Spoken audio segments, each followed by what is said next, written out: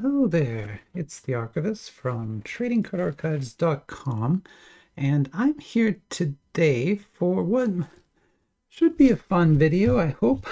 I, I'm never quite sure about these ones. We're going to talk about Mad Magazine. If you've never heard of Mad Magazine, you're probably very young, or you probably live in a country where it was never published. One of those two. Because if you are over a certain age and you lived in a country where this magazine existed, you definitely heard of this. It was basically everywhere about 40 years ago. There was, of course, the magazine was huge. There was a television show. Everyone would talk about it. All the movies would reference it. Alfred E. Newman, this very photogenic person here, is the mascot of Mad Magazine, and he would appear in all sorts of popular culture, advertising.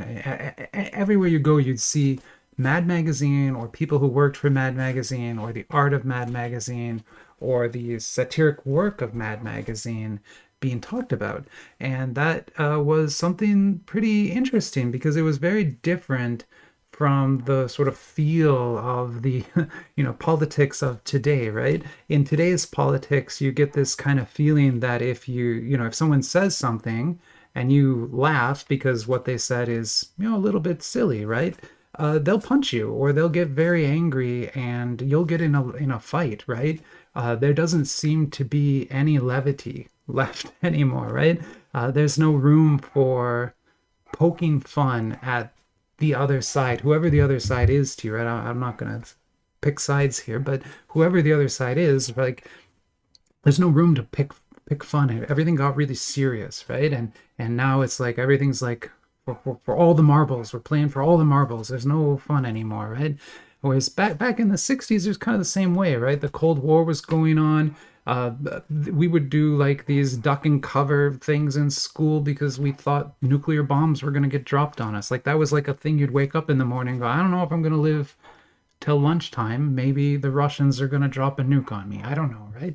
Like that was the thing people really worried about. And still, even in that climate, Mad Magazine, Saturday Night Live, like all these different parody groups and things were able to exist and were quite popular, and people would laugh at them, right? Like if you were a conservative and you liked Ronald Reagan or whatever, Mad Magazine would make fun of Ronald Reagan and you would laugh at that and go, haha, yeah, I guess he does have, big teeth or whatever they did, right? And you're like, ah, that's pretty funny, right? But it was just for fun, right? It wasn't serious, and it didn't mean you would go and phone in death threats to the Mad Magazine office or go like bomb them or something. Like that's what we would do today, right? But back in the 60s, that's just not the way things went, right? People talk like that, but that didn't really happen, right? And at the same time, if you were, a hippie and you wanted to just do drugs all the time or whatever it was, and you were like completely the opposite of Ronald Reagan, Mad Magazine would make fun of you too, right? And you would laugh at that satire of yourself. And so both sides were able to laugh at themselves and laugh at each other. And it was because of things like Mad Magazine being sort of allowed to exist in the cultural ecosphere, right? That's just not the case anymore. It hasn't been the case in a lot of countries for a long time. I mean, China is a country we talk about here all the time, right? There are certain elements of parody which are illegal in that country. Certainly, I'm not going to say them because, like, I would literally get in trouble for saying them. But certain Disney-related characters have been aligned with certain political figures in China, and if you make that connection in any way, you can go to jail or be put to death. Like, there's no laughing at that joke, right? Yet that is exactly the kind of joke that Mad Magazine would have made and did make for many, many, many years, right? And so that's kind of why I wanted to bring it up now as a topic of discussion, but also, it was a big part of my childhood. So I don't have all my magazines here anymore. I got rid of them a long time ago. But my parents bought me this book a couple years ago, and it's sort of an anthology that puts together all of the or like major parts of Mad Magazine from most of the decades that it was around. The magazine started in the 50s, actually, and back then it would make fun of, this is making fun of Howdy Doody, like a TV show, right? But there would be all sorts of things they would make fun of, comic strip heroes. Uh, this is making fun of hippies over here, acid trip, of course. Um, There'll be movies that they'll make fun of. Here's the MASH movie. They're gonna make fun of that. TV comedies. They're just making fun of all these things, right? And so that's what Mad Magazine was. They would publish those articles. Now they went out of business in 2017, or like sort of did. What ended up happening is they sold to DC Comics, and so DC Comics now owns Mad Magazine, and they still publish it, but they publish it as sort of like reprint, sort of like clip show versions. So you'll get like a new cover, but inside will be, these same articles that you could get from this book. They're just sort of reprinting them. I wanted to talk a little bit about some of the famous people who've been influenced by Mad Magazine over the years, because it's again like such an important thing to think about, because it's something that is really difficult for people caught up in the moment sort of political arguments and things to understand. But when you shut down the other side with death threats and bombs, and you don't allow any poking fun or any levity, you allow none, right? Which is where we're at right now. We're at this point right now where none, like there's no jokes allowed. Like any joke means you have to die, right? You make a joke, I have to kill you. I make a joke, you have to kill me. Like that's where we're at, right? And when you're at that point, you have this chilling effect on everything. Like no one can make jokes, no one can make movies, no one can make music, because you just can't do it, because you would go to jail or you would be put to death, right? And so you have now for the next, and this is what's going to happen. This is the archivist sort of predicting the future here. But for the next 10 years, we're going to basically not have things like this. We won't have comedians. We won't have funny movies. We won't have satire, because the people who would make that are terrified to do it. And that's the case no matter what side they're on, right? And that's, again, just the nature of the beast. And so I wanted to talk about these people who were influenced by Mad Magazine. And they're people who are on both sides of the aisle you're going to hear from.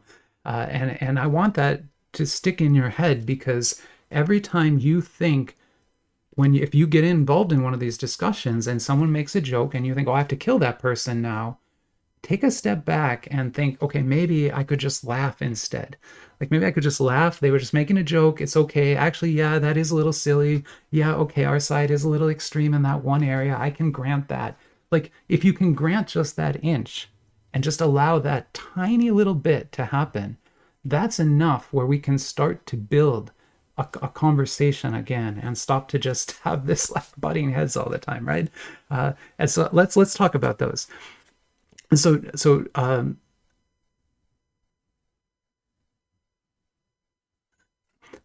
first talk about Terry Gilliam. So Mad Magazine was the Bible for him and his whole generation, is what he said. Mad was like a life raft in a place like Leviton, where all around you were things that Mad was skewering and making fun of, right? And so that's the thing. If you grew up in the 50s, you grew up in a society where Ronald Reagan was on TV talking about the war of drugs, and it was really serious all the time, right? But Mad Magazine existed, and you could go read it, and you could understand that, okay, it's not actually that serious, and we can laugh a little bit. When you don't have that, and all you have is the serious, you don't have that life raft that Terry Gilliam's talking about, right? That life raft isn't there, and now everyone's it's serious all the time, and there's nothing else. There's no, way out of it, and that's kind of a problem. Let's talk about another one, Weird Al Yankovic, right? Very famous satirical musician, the kind of music we're not going to get for the next decade. Like that can't be done anymore, because if Weird Al Yankovic makes, I don't know, like an Elon Musk song, right? Elon Musk is going to have him assassinated. Like that's what's going to happen. And if the other side does it, they'll do the same. Like they'll go bomb him or something. Like it's just chaos right now. But this is what Weird Al Yankovic said. He was asked, "Did Mad have any influence putting you on the road to a career in parody?" And he replied, it was more like going off a cliff. And the people who wrote Mystery Science Theater 3000 said, without Mad Magazine, MST3K would have been different. It wouldn't have existed, right? Jerry Seinfeld, like a pretty right-wing comedian right now, he talked about Mad Magazine and said, you start reading it and you're going, they don't respect anything. The writers of Mad Magazine, they don't respect either side, right? And that opens your eyes. It exploded in my head. This is what Jerry Seinfeld said. It was like, you don't have to buy it. You can say, this is stupid. You're allowed to say that, right? That's something really important. Like, Jerry Seinfeld learned from Mad Magazine that it's okay to make fun of things and that you're allowed to do that, right? When you stop allowing that, you take this all away. Okay, enough of this serious discussion. Let's get into some trading cards because that's why I'm actually here today. I have two of these. So believe it or not, Mad Magazine, back in the day, these are old sets. These are from the 90s, the early 90s, 92. iPhones didn't exist when these were printed, right? They made two different sets of trading cards, but they're small sets. They're only 55 card sets. And you get 36 packs in a box and 11 cards in each pack.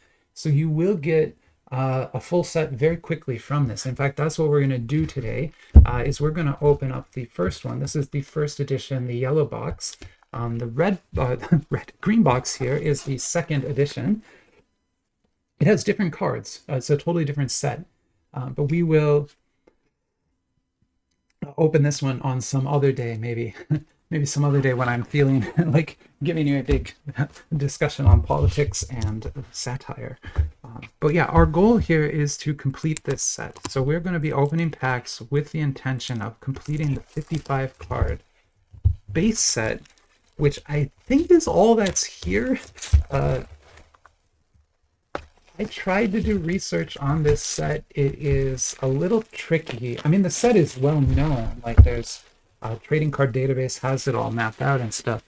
But it wasn't clear if there's parallels or things. I just couldn't tell. I don't think that there are, but if there are, that might complicate what we're trying to do here. But for the most part, we're going to be trying to get a complete set by opening packs, which is always a fun thing to do. Okay, so yeah, here's a pack. And these are, again, they're old packs. They're from the 90s. That's just the way they are. Okay, so there are insert sets, but there's no autographs, or at least they say so. They're probably telling the truth. I don't know. It's hard to tell. That was the fun thing about Mad, is it was always funny. Like, it was always funny all the time. And that's just the thing I really liked. And so these are our covers for the most part. On the back, there's like a little section from the magazine, but the front of it is going to be a cover. So I'm trying to understand. I don't know what the card numbers are. I'm like trying to figure out, how do I know when I have them all?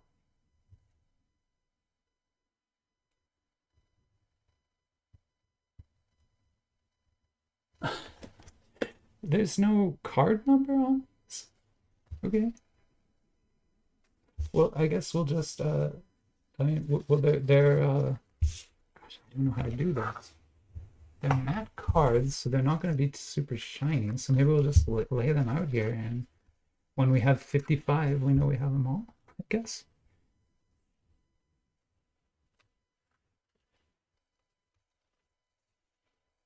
But these are all covers from the magazine. I wouldn't have had a lot of these because some of these are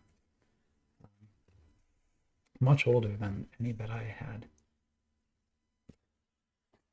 Wow, also no dupes in that whole set.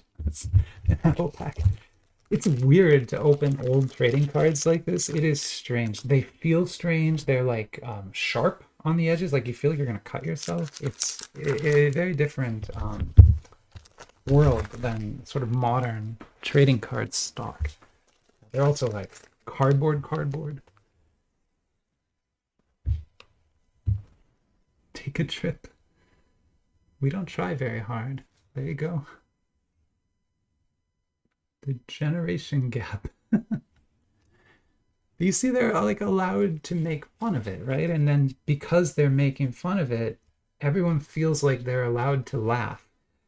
That's such a subtle thing, but if you don't feel like you're allowed to laugh, the stress of the situation will get into you so much more than if you just feel like you're allowed to laugh. Like that one small difference will make everything different, right?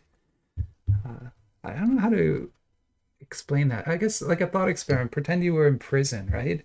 And pretend you're in prison, and your prison guard is kind of a jovial person, right? And they, maybe they're just having a good day, or for whatever reason they're joking and they're laughing and they're gallows humor type things, but at least they're laughing, right? And it makes that experience like slightly better than if they're not, right? To do the same experiment and they're just grim and they just are very serious all the time and no levity, and it changes it, right?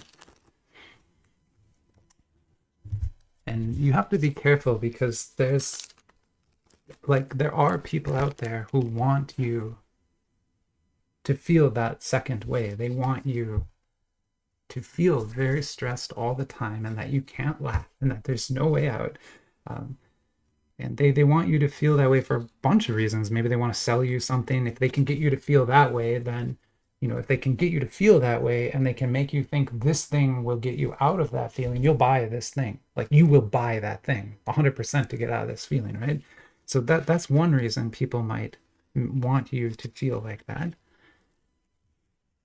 But there's other reasons. If they can make you feel that way, and then they can tell you that they can solve this problem by doing some political thing, you'll vote for them too, right? So it becomes this very powerful way to control people by sort of making them feel bad. And it's hard to think about, but it's true. And if you really sit down and think about it, you'll see that it's probably happening to you, and you're maybe not processing it. This is crazy. I don't think we've pulled a single dupe yet. Like I don't understand. It said it was a 55 card set, yet,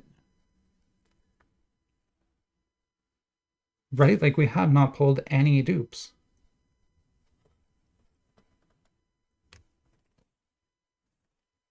There's got to be more, or else I don't know what to think about this anymore.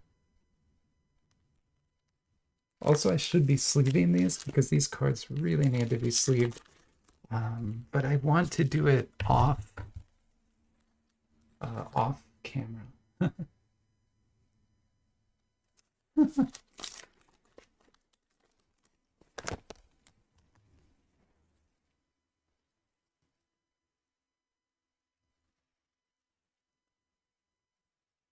Is that another one? Like imagine just again, just do a thought experiment and like try to really like take yourself out of whatever political place you're in, and pretend that your favorite political leader was the one being made fun of here, right? Whoever it is, just pretend that it's that person. Like maybe you live in a country where it's not even the US stuff at all, right? And you have your own thing going on. There's stuff going on in every country in the world, right? Even Canada has stuff going on. Pretend it's your favorite leader there and that they're making fun of it. What's your reaction? Like, is your reaction, I need to phone in a death threat to the person who wrote that comment? Is that your reaction? Is your reaction, I need to build a bomb and blow them up? Or is your reaction, oh, that's kind of funny, and then you move on, right? Because it doesn't actually hurt you at all. It's just an image, right? It doesn't hurt you to have that image there, right? Your favorite political leader is still your favorite political leader. They're still just as strong and good as they were yesterday. There's just an image of them that's kind of silly now. Like, do you really need to react to that? Think about it. Like, really think about it. And I know a lot of people are going to comment and be like, yes, I need to kill that person. And I don't know what to do. I can't help you anymore. I'm very sorry that you feel that way. There are definitely more than 55 cards here. I don't know. I did research on this set ahead of time. I checked it. It said there were only 55 cards. We have not pulled a single dupe yet, and there's more than 55 on the table. So I am going to pause, try to figure this set out, and I'll be right back. I have no idea. I can't explain this at all. My only guess is that every 5 packs has a full set in it, and this pack will restart and we'll open this card again. Is that how the distribution worked in 1990s trading card sets? No? Okay. Oh, but now we're pulling dupes at least. So yeah, okay, so we're gonna pull dupes now. Dupe, dupe, dupe. Yeah, that's what's going on. Okay.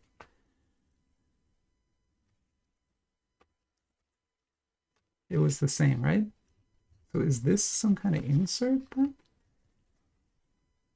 No. But we did get a full complete set. I guess it didn't take very long. There doesn't seem to be any randomization here at all, which is wild to think about. But that does seem to be the case. Why don't we just maybe open like a couple more packs just to see if we can get one of these inserts here?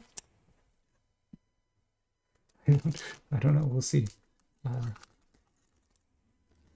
But I'm if we just get a couple more packs of just cards, I think I'll stop because I'm worried of opening too many of these and just having like dupes.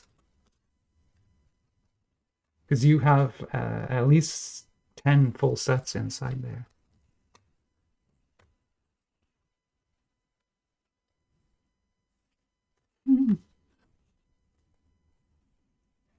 Yeah.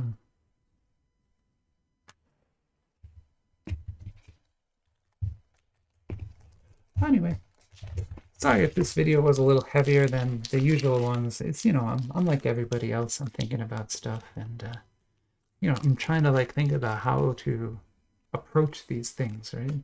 And honestly, like, doesn't, you know, that doesn't affect me a whole lot where I happen to live and stuff. I'm very fortunate and very lucky. And, but I also recognize that like what's going on in the US is something that's happened in many other countries around the world. It's not really unique to us at all. And in a lot of ways, we can learn from those other countries. We can learn from history. And so I just like to think and talk about all that kind of stuff and just see if there's a way to learn or to do better, right? And in a lot of ways, humor and funniness is the answer to me. It's kind of, it's what I think of as the answer. All right. What a crazy set. I'm gonna go ahead and end the video here. I'm gonna sort through these. I'll try to figure out if there was some numbering system that I just missed. I mean, they have the magazine numbers on them, but those are not the same as card numbers.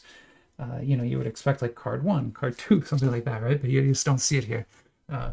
But I'll try to figure that out. And otherwise, yeah, for now, we'll end this video here. And hopefully I can get to the second box soon. And yeah, I'm hoping to use the rest of these packs maybe as like free gifts and things, and people who buy things from me or something. So that'll be fun. But otherwise, yeah, let me know your thoughts in the comments. Anything we talked about, if you have thoughts. If not, it's fine. It's heavy stuff. We don't need to talk about it that much. But in this case, like there's a little bit of intersection, so I thought it was important. All right, I'll say goodbye here. Have a good rest of the day, rest of your week, I guess. And yeah, bye everybody.